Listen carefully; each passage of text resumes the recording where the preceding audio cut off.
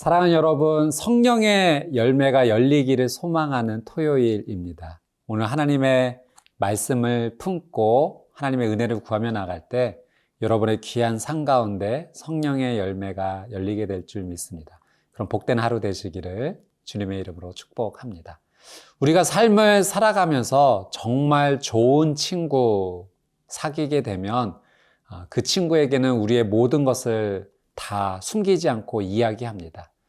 내 마음속 깊은 근심, 아픔, 걱정을 이야기할 때 위로를 받기도 하고 친구에게 이야기하는 것만으로도 힘이 나는 경험을 하기도 합니다. 여러분, 우리의 인생 가운데 예수님께서 나의 정말 좋은 친구가 되어 주십니다. 예수님 앞에 못할 말이 없고요. 숨길 것이 없습니다. 나의 가장 좋은 친구 되시는 예수님께 나아갈 때 우리는 정말 자유할 수 있습니다. 오늘 주시는 하나님의 말씀 붙잡고 친구 되어주시는 예수님과 함께 나가는 복된 하루가 되셨으면 좋겠습니다. 오늘 말씀의 제목은 하늘과 땅에 다리를 놓은 영원한 구원의 근원입니다. 하나님의 말씀 앞으로 함께 나가겠습니다.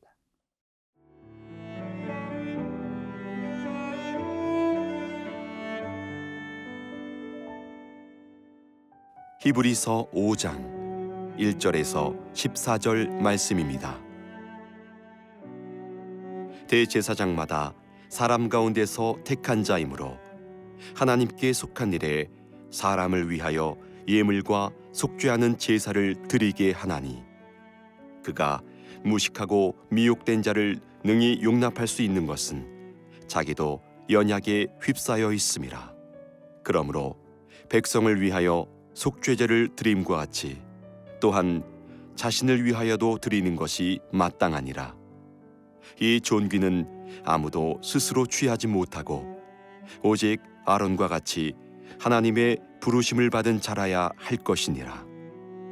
또한 이와 같이 그리스도께서 대제사장 되심도 스스로 영광을 취하심이 아니요 오직 말씀하신 이가 그에게 이르시되 너는 내 아들이니 내가 오늘 너를 낳았다 하셨고 또한 이와 같이 다른 데서 말씀하시되 내가 영원히 멜기세덱의 반차를 따르는 제사장이라 하셨으니 그는 육체에 계실 때에 자기를 죽음에서 능히 구원하실 이에게 심한 통곡과 눈물로 간구와 수원을 올렸고 그의 경건하심으로 말미암아 들으심을 얻었느니라. 그가 아들이시면서도 받으신 고난으로 순종함을 배워서 온전하게 되셨은즉 자기에게 순종하는 모든 자에게 영원한 구원의 근원이 되시고 하나님께 멜기세덱의 반차를 따른 대제사장이라 칭하심을 받으셨느니라. 멜기세덱에 관하여는 우리가 할 말이 많으나 너희가 듣는 것이 둔함으로 설명하기 어려우니라. 때가 오래되었으므로 너희가 마땅히 선생이 되었을 터인데 너희가 다시 하나님의 말씀의 초보에 대하여 누구에게서 가르침을 받아야 할 처지이니 단단한 음식은 못 먹고 젖이나 먹어야 할 자가 되었도다. 이는 젖을 먹는 자마다 어린아이니 의의 말씀을 경험하지 못한 자요 단단한 음식은 장성한 자의 것이니 그들은 지각을 사용함으로 연단을 받아 선악을 분별하는 자들이니라. 히브리서 5장에서는 아론 후손의 대제사장보다 예수 그리스도께서 대제사장으로 훨씬 더 우월하시고 위대하시다라는 사실을 이야기하고 있습니다. 우리 본문 1절, 2절 말씀 한번 같이 읽어보겠습니다. 대제사장마다 사람 가운데서 택한 자이므로 하나님께 속한 일에 사람을 위하여 예물과 속죄하는 제사를 드리게 하나니 그가 무식하고 미혹된 자를 능히 용납할 수 있는 것은 자기도 연약에 휩싸여 있음이라. 여러분, 대제사장이 되는 조건이 1절 말씀에 나와 있는데요. 이렇게 말씀합니다. 대제사장마다 사람 가운데서 택한 자이므로. 여러분, 대제사장이 되기 위해서는 사람이어야 합니다. 사람을 대표하여 하나님 앞에 나아가기 때문에 사람이 되어야 되는 것이 첫 번째 조건이요. 두 번째 조건은 택함을 받은 자여야 된다. 하나님의 부르심을 받은 자가 되어야 된다라고 하는 사실입니다. 하나님께 선택을 받아서 인간으로서 하나님 앞에 나아갈 때 그 백성을 대표하여 하나님 앞에 나아갈 수가 있게 된다라는 사실이죠. 이 대제사장이 해야 되는 일이 무엇인가? 그는 속죄하는 제사를 드리는 일을 했습니다. 하나님 앞에 나가 죄를 용서해달라고 하나님 앞에 간구하는 일을 감당했던 거죠. 그 일을 이 4절 말씀에 보니까 제가 한번 읽겠습니다. 이 종기는 아무도 스스로 취하지 못하고 오직 아론과 같이 하나님의 부르심을 받은 자라야 할 것이니라. 그래서 1절에서 4절까지는 그 대제사장의 자격으로서 아론이 감당했었던 그 일을 지금 이야기하고 있죠. 이어서 5절, 6절에서는 그 대제사장의 자격을 예수님께도 적용하여 설명하고 있습니다. 한번 5절 말씀 제가 한번 읽어볼게요. 또한 이와 같이 그리스도께서 대제사장 되심도 스스로 영광을 취하심이 아니요 오직 말씀하신 이가 그에게 이르시되 너는 내 아들이니 내가 오늘 너를 낳았다 하셨고. 이제 이 말씀은 시편 2편의 7절 말씀을 인용하신 것이죠. 그러니까 예수님은 하나님의 선택을 받은 것입니다. 하나님의 부르심을 받은 것입니다. 너는 내 아들이다 하나님 말씀하여 주신 거죠. 예수님께서 공생애를 시작하시기 전 세례 요한에게 겸손히 세례를 받으셨을 때도 하나님께서 음성을 하늘로부터 들려주셨어요. 이는 내 사랑하는 아들이요 내 기뻐하는 자다. 예수님은 하나님의 아들로서 선택되셨고 부르심을 받으신 것입니다. 여러분, 우리의 인생도 하나님의 부르심을 받았다는 사실을 기억하십시오. 우리는 하나님의 사랑하는 아들이요 딸로서 우리가 부름받은 이 땅에서 삶을 살아가는 것입니다. 이 귀한 부르심 앞에 감사하며 나가는 복된 하루가 되시기를 주님의 이름으로 축복합니다. 예수님께서는 이 부르심을 받으셨을 뿐만 아니라 우리 7절 말씀 한번 보겠습니다. 그는 육체에 계실 때 자기를 죽음에서 능히 구원하실 이에게 심한 통곡과 눈물로 간구와 소원을 올렸고 그의 경건하심으로 말미암아 들으심을 얻었느니라. 예수님께서는 인간으로서 육체에 계실 때 그 모든 연약함을 경험하셨어요. 그래서 하나님 앞에 간절히 기도하는 삶을 살았고 또 하나님께로부터 응답받는 삶을 살았던 거죠. 예수님은 인간으로서 우리가 겪어야 될 그 모든 것을 경험하셨습니다. 그는 우리의 대제사장, 완벽한 대제사장이 되시기에 부족함이 없으신 분이시죠. 우리 8절과 9절 말씀입니다.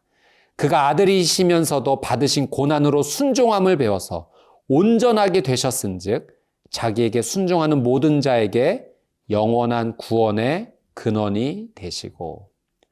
여러분, 예수님께서도 온전히 순종하셨기 때문에 하나님 앞에 놀랍게 귀하게 쓰임 받으셨죠. 우리도 예수님께 온전히 순종해야 합니다. 그래야 예수님께서 주시는 그 놀라운 구원의 은혜를 우리는 온전히 누리게 됩니다. 예수님만이 길과 진리와 생명이 되신다는 것을 잊지 마시고 주님 앞에 온전히 나아가는 복된 하루 되시기를 주님의 이름으로 축복합니다.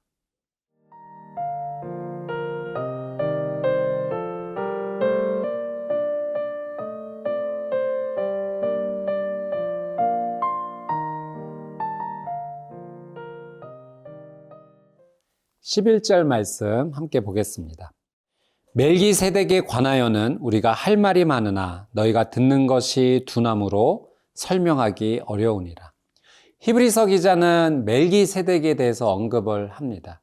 예수님은 아론의 자손을 따르는 대제사장이 아니라 이 멜기세덱을 따르는 대제사장이라는 것을 이야기하고 있죠. 멜기세덱은 성경에 한 번 나오는 참으로 신비한 인물입니다. 이 멜기세덱을 성경에서는 살레망, 평화의 왕이다라고 이야기를 하고 있습니다. 예수님께서 멜기세덱을 따르는 것처럼 정말로 완벽한 대제사장임을 성경이 히브리서에서 설명하고 있는 거죠.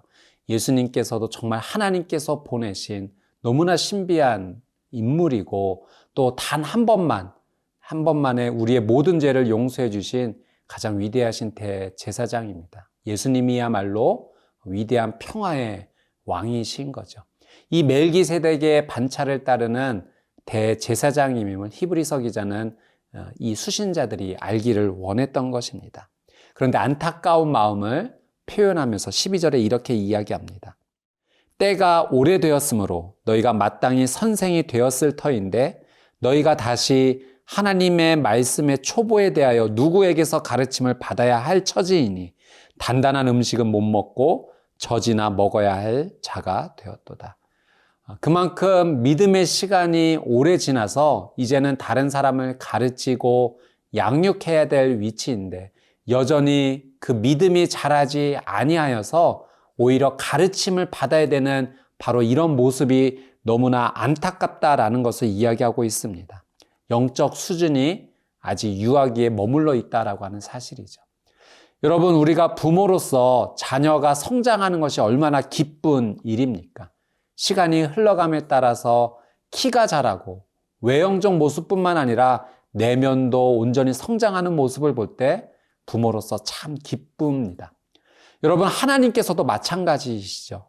우리가 시간이 흘러감에 따라 우리의 믿음이 겉과 속이 모두 다 자라기를 원하십니다. 우리가 자라지 않는다면, 그대로 머물러 있다면 그것은 그대로 있는 것이 아니요 오히려 퇴보하는 것과 마찬가지인 거죠. 12절에 하나님의 말씀에 초보가 되어서는 안 된다라는 표현이 있습니다. 여러분, 우리는 하나님의 말씀을 잘 알아야 됩니다. 이해해야 됩니다. 말씀을 잘 소화해서 이제 그 말씀을 잘 전하는 자가 되어야 합니다. 이 말씀에 대해 성장할 것을 여러분 소망하십시오. 하나님께서 여러분을 놀라운 은혜로 인도하여 주실 것입니다. 이 말씀을 방해하는 것이 있다면 여러분 과감히 믿음으로 결단하여 끊어내시기를 부탁드립니다. 13절, 14절 말씀입니다. 이는 젖을 먹는 자마다 어린아이니 의의 말씀을 경험하지 못한 자요 단단한 음식은 장성한 자의 것이니 그들은 지각을 사용함으로 연단을 받아 선악을 분별하는 자들이니라. 여러분, 장성한 자는 단단한 음식을 먹게 됩니다. 그리고 지각을 사용하게 돼서 선악을 분별하는 삶을 살 수 있게 되죠. 우리가 하나님의 말씀 앞에서 또 믿음으로 장성한 자가 된다면 하나님의 깊은 말씀을 잘 이해해서 선악을 분별할 줄 아는 귀한 삶을 살아갈 수 있게 됩니다. 여러분, 가을이 되면 나무에 열매가 열립니다. 근데 열매가 열릴 때 겉모습만 열매가 아니라 사실은 그 속모습까지도 온전히 익어야 되는 것이죠. 우리의 겉모습뿐만 아니라 속모습까지도 우리는 성장해야 합니다. 하나님의 말씀 앞에서 믿음의 귀한 성장을 이루십시오. 하나님께서 여러분의 삶을 놀라운 은혜로 인도하여 주실 것입니다. 함께 기도하겠습니다. 사랑하는 주님, 하나님의 말씀 앞에서 우리의 믿음이 성장하게 되기를 원합니다. 겉모습뿐만 아니라 속사람까지도 장성하여 단단한 음식을 먹는 자와 같이 되기를 원합니다. 성령님, 우리를 도와주십시오. 지혜를 주십시오. 말씀을 읽을 때 깨달아 알 수 있는 은혜를 허락하여 주시옵소서. 오늘도 하나님의 말씀을 품고 살아가는 하루가 되기를 원합니다. 감사드리며 예수 그리스도의 이름으로 기도드리옵나이다. 아멘.